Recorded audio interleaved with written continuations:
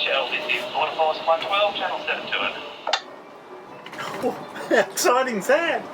Waterfalls. The plane just blew over. The plane just flew over so low. Well, have we got room in the freezer? Yes. Oh my goodness, that's huge. Hang on, is that going to be too big? No, that'd be too. And this island is Possession Island. Captain Cook put the flag down.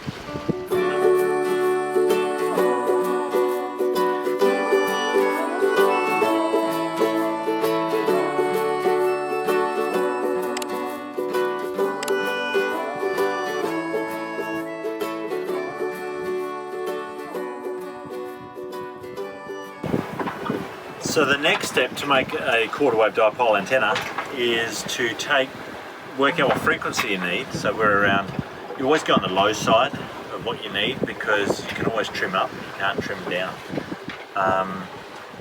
So let's start 160 odd megs. Now the quarter wavelength 160 megs, I could get my calculator out and work it all out, but I know it's about that, right? So I'm going to take a little bit more, about there, and that's where I'm going to start the base of the antenna at that point. And then what I'll do later is I'll trim it to length, because I happen to have just with me on the boat an antenna analyzer which will tell me all about how good this antenna is at whatever wavelength I select in my analyzer. I'll show you that later on. Pretty interesting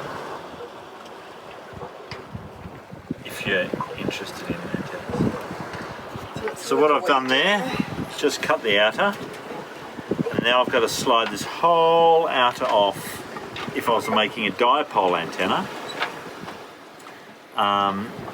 If I'm just making a reasonably tuned antenna that's going to reasonably work, you could cut that right through there, but I just want to do a little experiment and see how well it's going to work as a dipole compared to just a radiating element.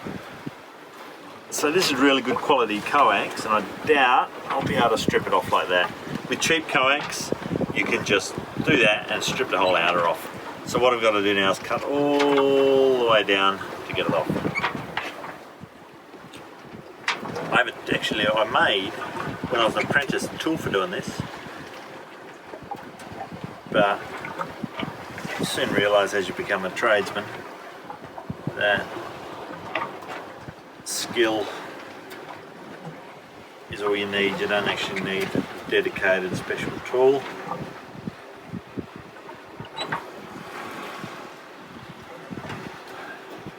So now I've cut this through, but I haven't cut the inner, so you get to know exactly how long to make it. Voila! And now what you do is you push that back down, so it bunches like that. You get your trusty Leatherman out in your pocket.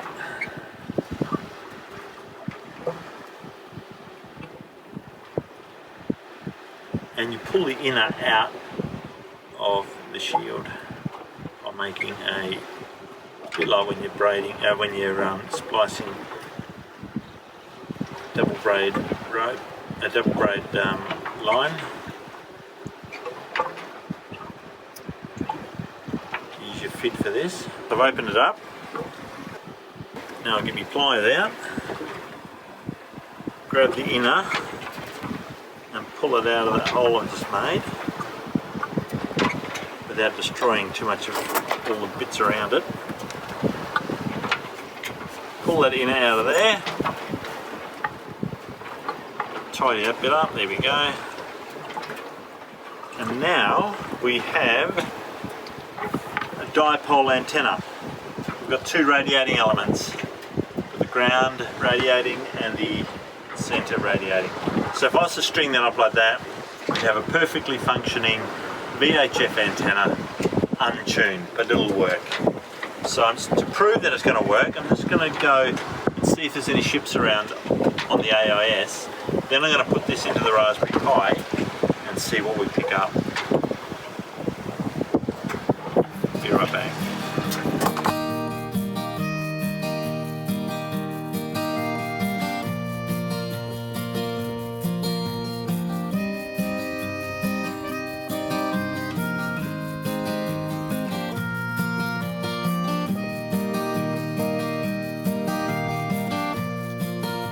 So I've just been down below and had a look at the AIS down there. There's not one ship around within range, so I can't test this antenna I just made. But anyway, what I'll do is wait till some ships come around. We're in a shipping lane, so it shouldn't take too long, and I can test it. There we go, time for a cuppa. So since there's no ships around, we're in a major shipping channel, we're going to zip across the other side of it. We could slowly go across and minimise our distance, but what I'm going to do is, as soon as we get around this little shoal up here, I'm going to zip across the other side of the shipping lane and just stay out of trouble.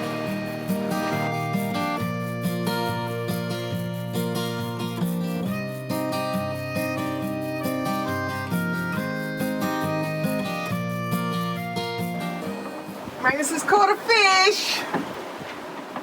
Is it still there? Yep. Well, we're going a bit fast, babe. I know. Maybe that's why we caught the fish. Yeah. Feels like we're going about 7 knots, if I'm right.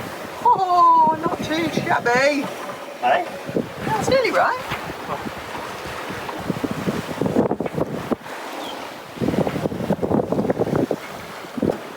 No. No? Spaniard. Oh, yes. Did you want a photo with that one? Dinner for a couple more days. Lunch, breakfast. He's gone 9 kilos. What? That's a lot of fish.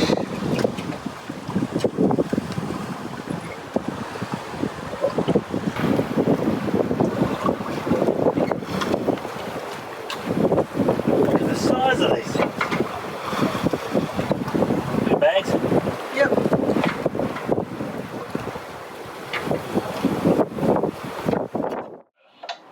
Going 7-2. Nutshell, this is Border Force 112, channel 721. Yes, good afternoon, Border Force. Nutshell reading loud and clear. G'day sir, thanks for your time. Can I just request your vessel's last port of call, next intended port of call, and port of registry? Last port of call was Cooktown, and next port will be up in Seisha and registered in Hamilton Island. Much obliged sir, that's all we require. Have a pleasant, safe journey to station. This is Border Force 112, back to 16. Nutshell back to 16. How exciting's that? Border Force. The plane just blew over. The plane just flew over so low, and I said to Wendy, that was Coast Watch. And she said, but they didn't call us. And they just called us, so that was pretty exciting. Our first interaction with Border Force since we came into Australia. Just coming up to Sunday Island. Here, Sunday Island. I think Magnus has got an update on that one. Yeah, I just got my wiki out and had a look at the history of Captain Bligh. Isn't there such thing as a second mutiny?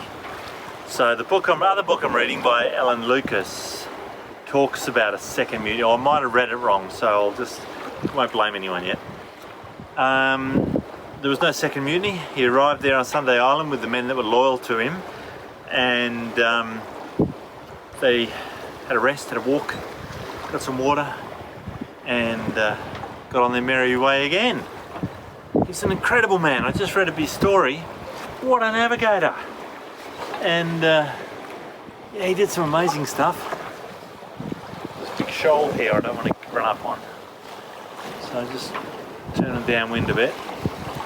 Just about on a square run, so I hate running square because you roll and roll. But yeah, so that's the story of Sunday Island. There was no mutiny. We've got the whole head sail out. How beautiful is that? And we're doing a nighttime departure because we've got a big day ahead of us. We've got about, I don't know, 60 odd miles to go? 63. Yeah, so we've left nice and early. It's beautiful out here. Right, better turn the lights off.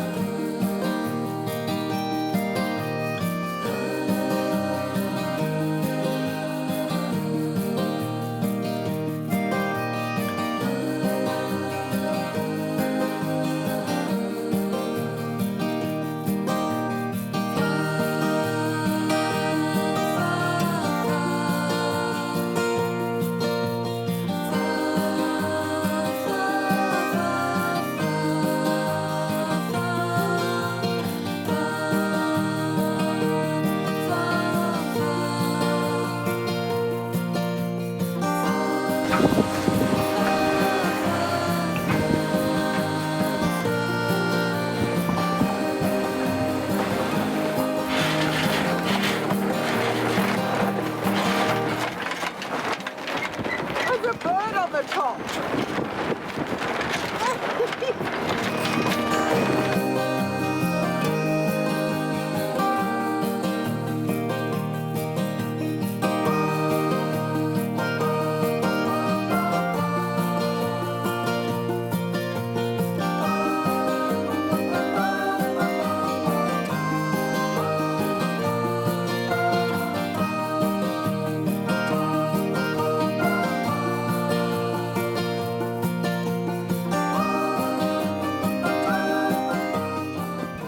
Breakfast. So further to the story about Captain Bligh's second mutiny on Sunday Island, I stayed up late last night and did a heap more research, and there wasn't a mutiny on Sunday Island, but there was a situation where one of his loyal supporters that he was on the boat with after the mutiny on the Bounty, when they pulled up Resolution Island and found the Aboriginals to be a little bit hostile towards them for some reason, so they moved on to Sunday Island, where one of his men turned on him and said, "I feel I am a better master than you," and whereas Bligh threw the man a sword and said, "Let's sort it out right now and see who's the best master." The man backed down and never challenged Bligh again, so there was a situation on Sunday Island where there could have been a second mutiny, but there wasn't. So there you go, that's the end of the story. And then I read more about Bligh. What an amazing man. So if you get time, read about him, because especially if you're interested in early Australian explorers and seamen and politicians, he was just an incredible fella. So anyway, read up about him if you're interested. At least we can put that one to bed. See ya.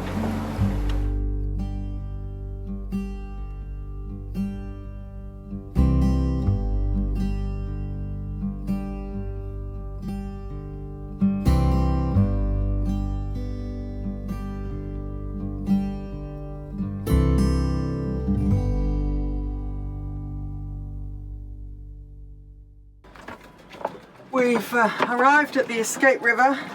It was a very big day. It was over 60 miles. 69 apparently. So this is the Escape River. It's very windy. been windy all day. But it got us here, the wind, so not complaining. Then tomorrow, or the day after, we're going to head out there and go through a passage to the tip of Australia. That's a bit exciting.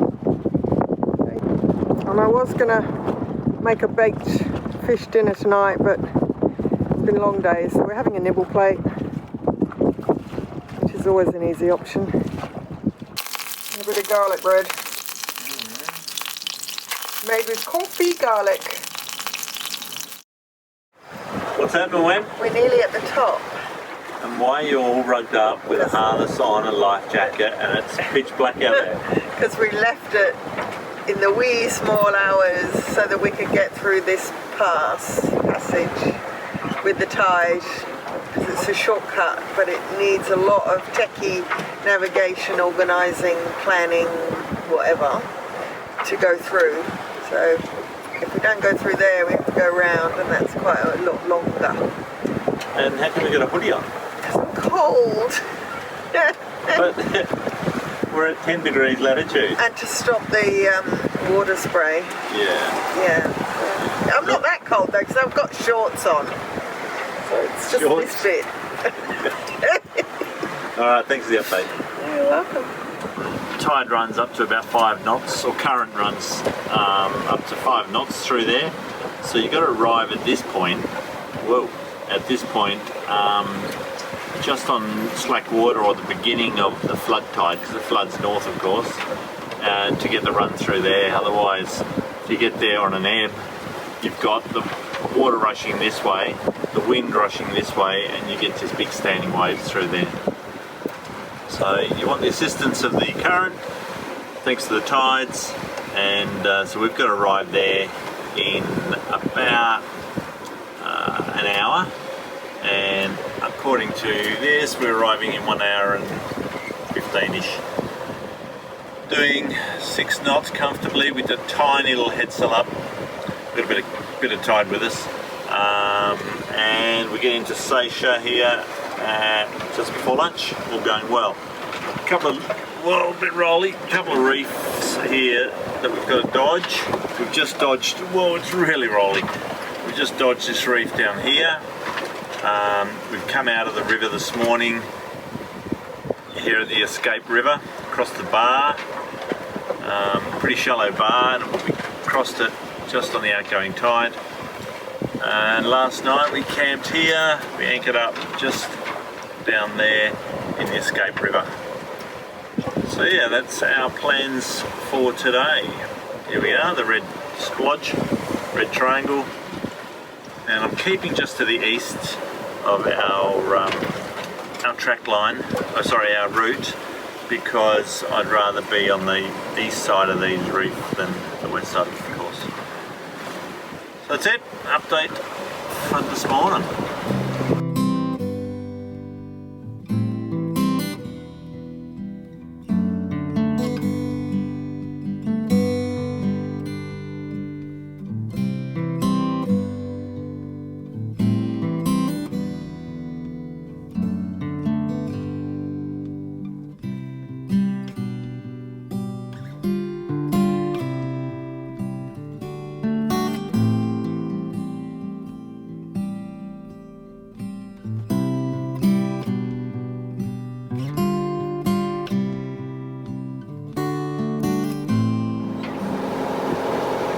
There's three guys on motorbikes there, sitting on the point, just looking out.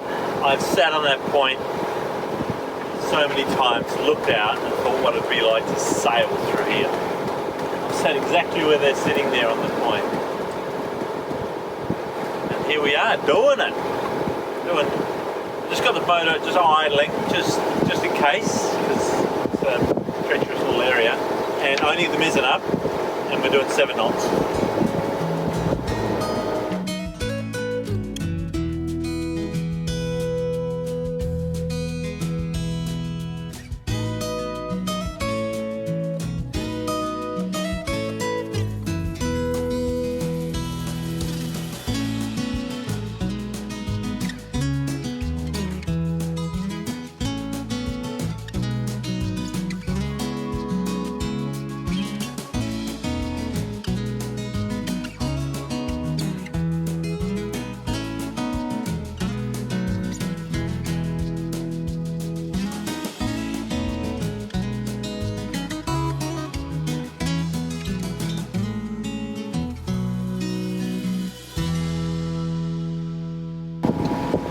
bay here, Somerset Bay, is, well, I used to do tours up here, motorcycle tours, and we'd always stop there for morning tea.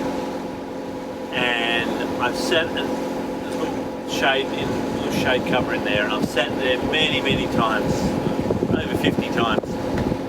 I've looked out here and thought, wow, one day wouldn't it be nice to sail through here? And today we are. So yeah, because I know this area really, really well, and it's really weird to be on the outside looking in for a change. So cool. Just thought I'd share that bit.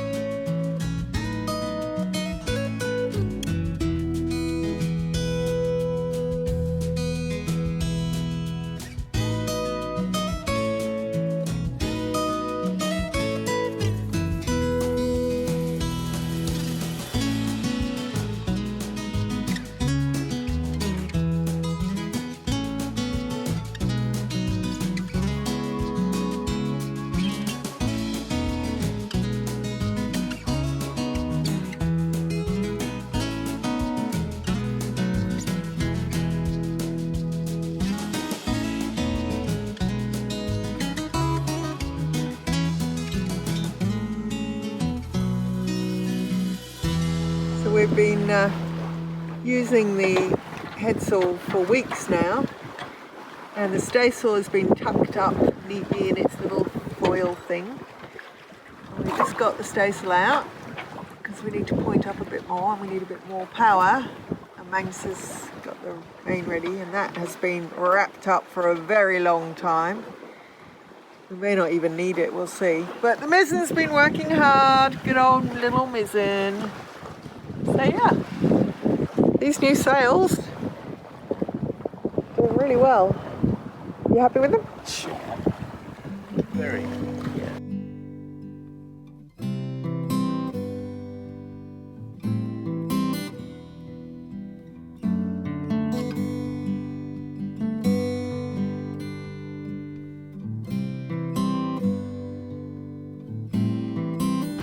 Just navigating through this little channel here between that and this island.